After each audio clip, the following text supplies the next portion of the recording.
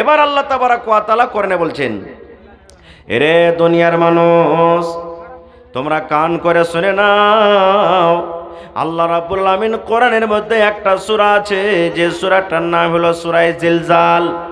আল্লাহ রাব্বুল আলামিন এই কোরআন মাজিদে এই সূরাটাতে কিছু কিয়ামতের কথা বয়ান করেছেন, কিয়ামতের জিকির আল্লাহ তাবারক ওয়া তাআলা করে দিয়েছেন।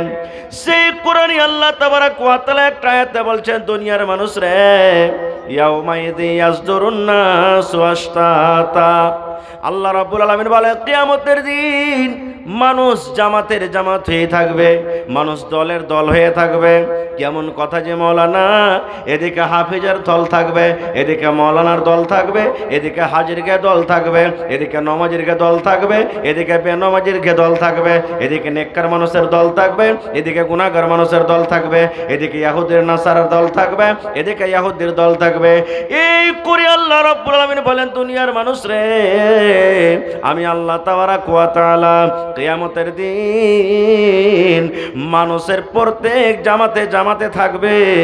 কেন জামাতে থাকবে? তারপর আল্লাহ বলছেন লিইউরাউ আমালাহুম, দুনিয়ার মানুষে দুনিয়াতে তুমি যা কিছু আমল করো, দুনিয়াতে যা তুমি নেকি করছো রে মানুষ, কিয়ামতের দিন আমি আল্লাহ তাবারক ওয়া তাআলা তোমাকে নেকি দেখিয়ে দেব, তোমার আমলটাকে আমি আল্লাহ দেখিয়ে দেব। দুনিয়াতে তুমি যা করছো তোমার আমলকে আমি দেখাবো। একটা মৌলানা কি নেকি করেছে আমি আল্লাহ দেখিয়ে দেব, একটা হাজী সাহেব দুনিয়াতে কি আমল করেছে আমি আল্লাহ দেখিয়ে দেব, একটা নমাজি দুনিয়াতে কি আমল করেছে আমি আল্লাহ দেখিয়ে দেব, একটা বেনমাজি দুনিয়াতে কি আমল করেছে আমি আল্লাহ তাবারক ওয়া তাআলা দেখিয়ে দেব।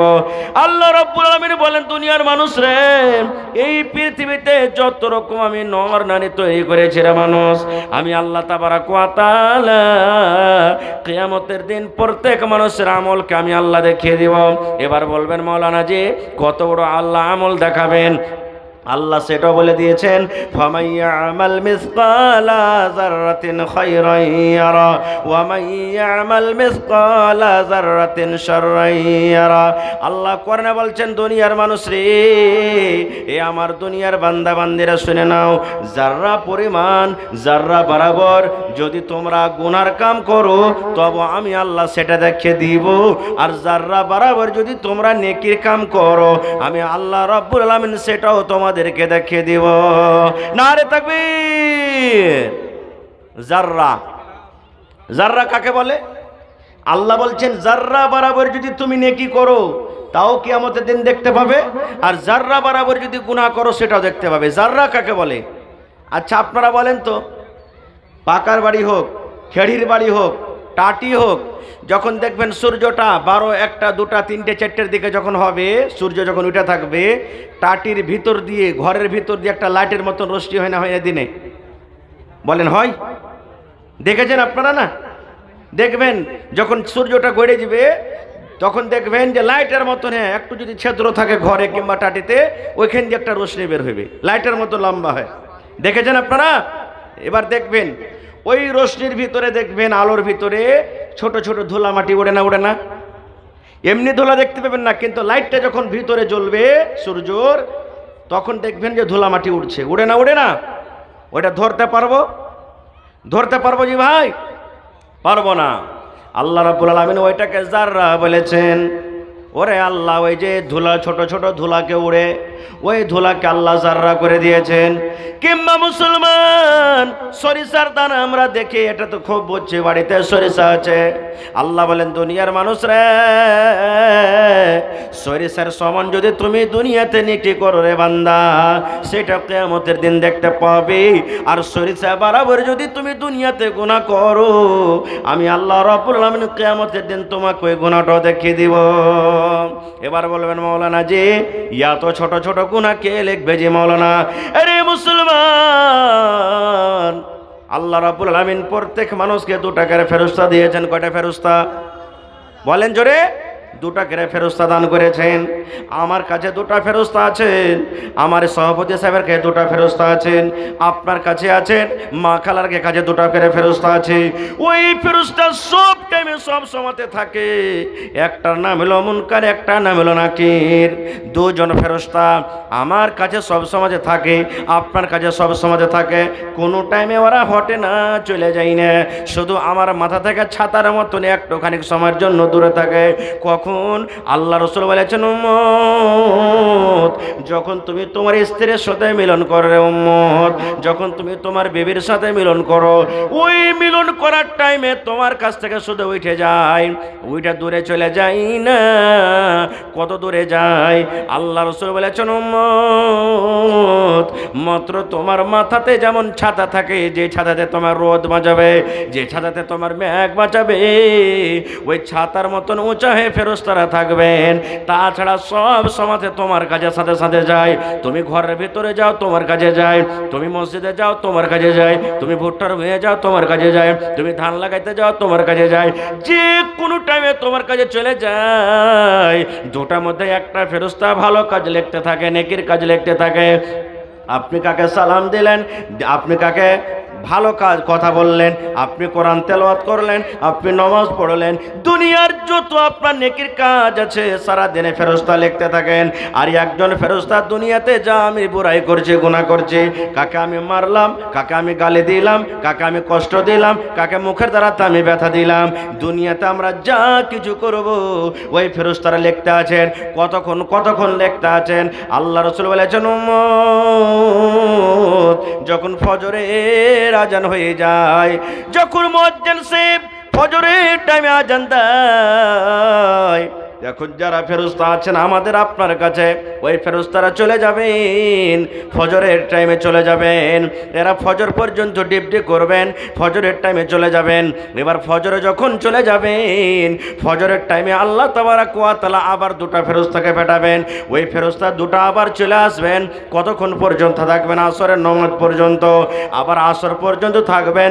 যে ফেরেশতা চলে গেলেন আসরের টাইমে, আবার ওরা আসরের টাইমে আসবেন, ফজরের পর্যন্ত থাকবে।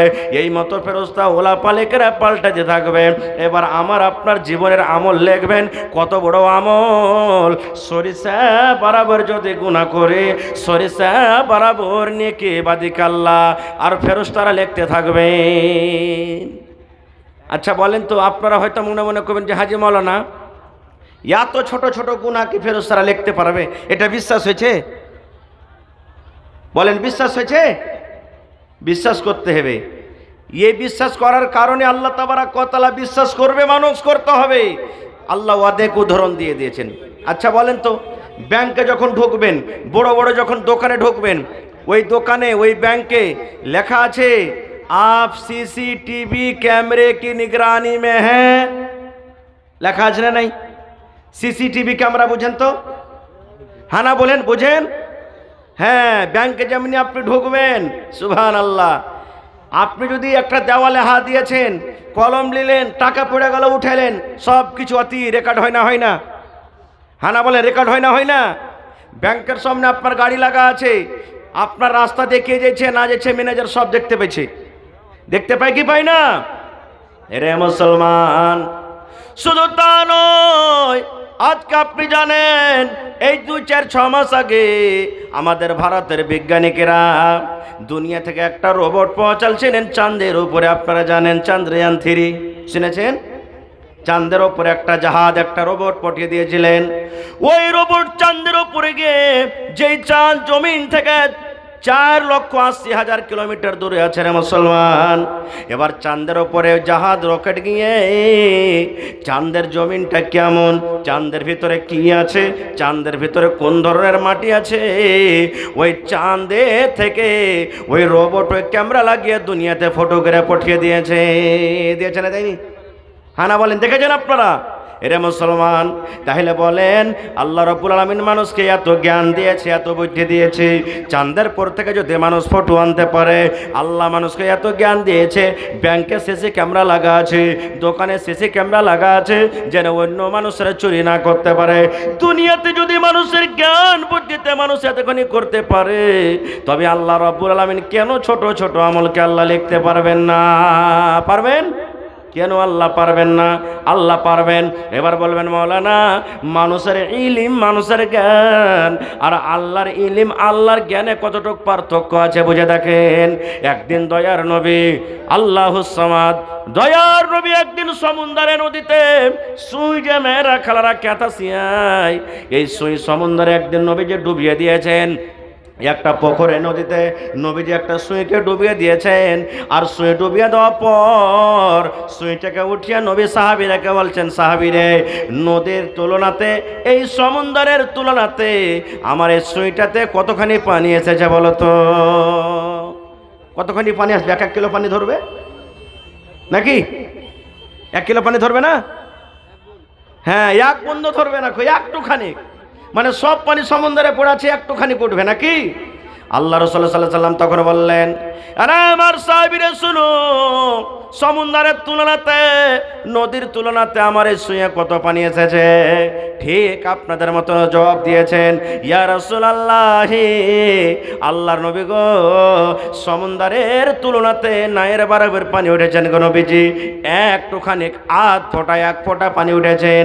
আল্লাহ রাসূল সাল্লাল্লাহু আলাইহি ওয়াসাল্লাম তখন বললেন, সাহাবীরে, এই মতো আল্লাহর ইলম আর মানুষের ইলম। আমার সুয়ের পিছন দিকে দেখো যতখানি পানি উঠেছে, এই পানি বরাবর আল্লাহ রাব্বুল আলামিন গোটা পৃথিবীর মানুষকে আল্লাহ ইলম ভাগ করে দিয়েছেন। আর সমুদ্রে যত পানি আছে, এতখানি পানি আল্লাহ রাব্বুল আলামিন এতখানি বরাবর ইলম আল্লাহ নিজের কাছে রেখেছেন। এবার বলেন মুসলমান, 1 ফোঁটা পানির বরাবর ইলম আমি শিখেছি, আমার সভাপতি সাহেব শিখেছেন, আপনি শিখেছেন, দুনিয়ার সমস্ত মানুষ শিখেছেন। এতখানি ইলমের ভাগ পেয়ে যদি মানুষ সিসি ক্যামেরা বানিয়ে নেয়, এতখানি ইলম পেয়ে যদি মানুষ দুনিয়া থেকে চাঁদের উপরে যদি রকেট পাঠিয়ে যদি ছবি আনতে পারে, তবে আল্লাহ তাবারাক ওয়া তাআলার কাছে যত সমুদ্র বরাবর ইলম আছে, ওই ফেরেশতার দ্বারা আল্লাহ কেন জীবনের ছোট ছোট আমল লিখতে পারবেন না? পারবেন না? পারবেন না? আল্লাহ তাবারাক ওয়া তাআলা বলেন, বান্দারে, দুনিয়াতে তুমি সরিষা বরাবর যদি নেকির কাম করো রে বান্দা, আমি আল্লাহ সেটা দেখে দিব। আর বান্দারে, যদি দুনিয়াতে তুমি সরিষা বরাবর গুনার কাম করো, আমি আল্লাহ রাব্বুল আলামিন সেটাও তোমাকে দেখিয়ে দিব। এই জন্য ছোট আমলকে ছোট নেকি মনে করতে হয় না, ছোট গুনাহকে ছোট মনে করতে হয় না, ছোট নেকিকে ছোট মনে করতে হয় না।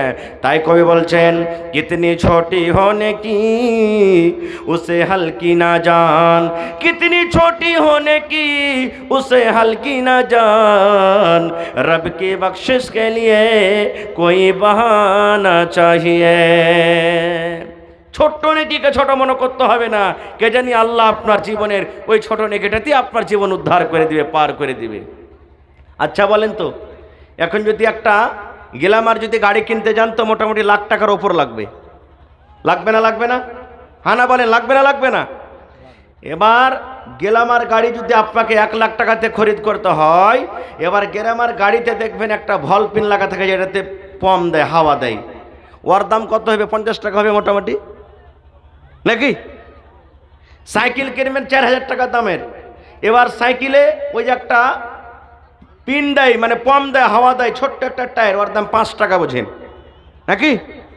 ওর দাম 5 টাকা। যদি ওইটা ফেটে যায়, হারিয়ে যায়, সাইকেল গড়বে? সাইকেল গড়বে? 5000 4000 টাকার দামের সাইকেল আপনার বেকার নষ্ট হয়ে গেল। এই জন্য ভাই, 5 টাকা 10 টাকার ভল পেনের কত দাম আছে, যে আপনার 1 লক্ষ টাকার গাড়ির কোনো দাম থাকবে না। রাস্তাতে হাঁটছেন, সরিষা দানা বরাবর গাড়ি পাংচার হয়ে গেল, ওই গাড়িতে চড়ে যেতে পারবেন আপনি? আর পারবেন? পারবেন না। তাহলে বুঝে দেখেন যে একটুখানি জিনিসে কতখানি ক্ষতি করতে পারে।